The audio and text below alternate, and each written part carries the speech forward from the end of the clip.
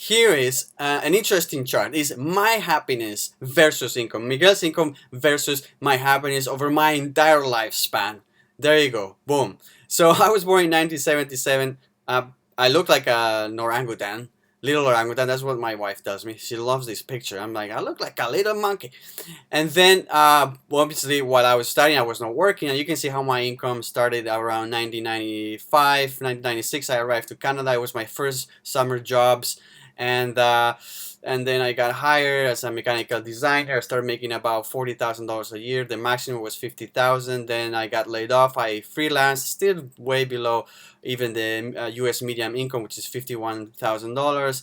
Then I got hired for at Bodog.com as one of their video technicians, and I got the maximum I got paid was $80,000. Then the company closed, and then I almost made no money.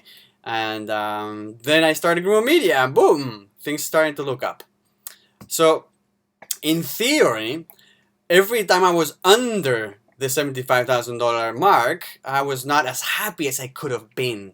Here, also another point I want to make is that all the here in blue, what we have is when the internet income started coming for me. So it started about 2009 when I started doing some work for freelancing, doing web development. And then eventually when I started Grumo Media and started selling online courses, everything in blue is basically fully internet income. This means that right now every single dollar I make comes from internet, from people that have found me through the internet or buying my courses online. This means if the internet disappears tomorrow, I'm in big trouble.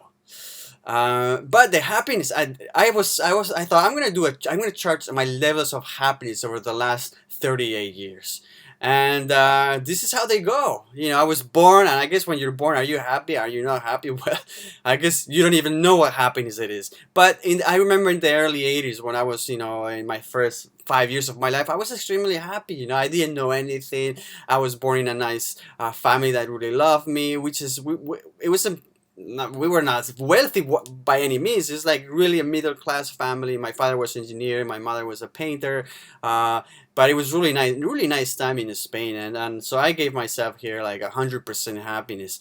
And then as you start growing older and you get into your teens, and you start realizing how the world is complex, and you just start going through like your teens. And then eventually you go. I had a big dip in happiness because here around 1994, I went to Houston, Texas for 1 year. I spent 10 months there, and it was one of the best times of my life. And then I didn't really want to come back. So when I came back, I fell into depression, and I was not happy.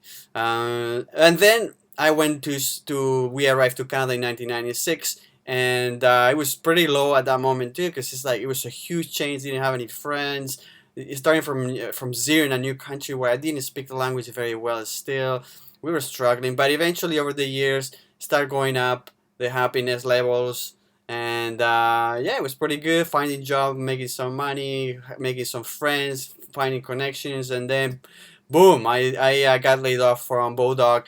Started this.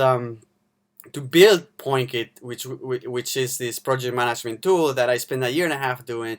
It was really hard. Run out of all my savings. I didn't have that much money to start with. Maybe I had $20,000 in the bank. I went literally almost to zero, and was not able to even launch the product. And I thought, what can I do? I really have to think strategically now, because I don't have enough energy to go through this process again. So what did I do? I thought strategically, and I got really lucky. And I started Grumo Media, and it was basically triggered by two events. One was very strategically thought, which was creating a free video for Hipmonk, and then Alexis Ohanian, who is the co-founder of Hipmonk, really liked this. A very influential person in Silicon Valley. That gave me a lot of exposure, and it just happened that very shortly after I did a video for a startup called PathMapper. And Ashton Kutcher really liked that video. I had no idea he was involved with the company. I didn't know even that he was an investor and in tech companies, and he really liked that video. He promoted it to, at that time, 6 million followers, and really that put Grumo Media on the map. And you can see how my income really skyrocketed as soon as I got some attention and I was able to find paying clients. And then happiness raised, things are working, and then it's been pretty steady since. And so let's hope it keeps going like that. But as you can see, the level of happiness, it's somewhat, maybe you could say, related to income, but maybe not, because here I was not doing that bad at this time. But I was like, by this stage on this contract, we're losing interest. And yeah, I was making 80 grand, but I mean, it was like, nah, what is the purpose of this? So it goes all over the place. That's the point I'm trying to make.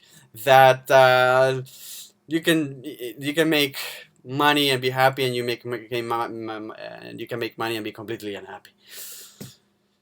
So the average happiness is medium happiness, and hopefully that's what happens to most people. Now, there's the pictures of me as a kid growing up. There you go. That's the evolution of a monkey into another monkey. There was a time here in the middle that I'm like, kind of cute, normal looking dude.